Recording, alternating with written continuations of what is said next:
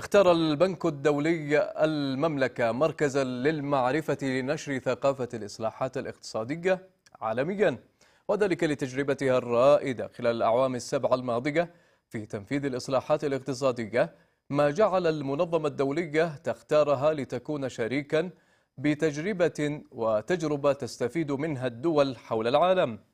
يأتي مركز المعرفة في إطار التعاون المستمر بين الجانبين لتطوير إصلاحات اقتصادية مستندة على أفضل الممارسات العالمية في مجال الأعمال، واستكمالا لرحلة تعزيز تنافسية المملكة.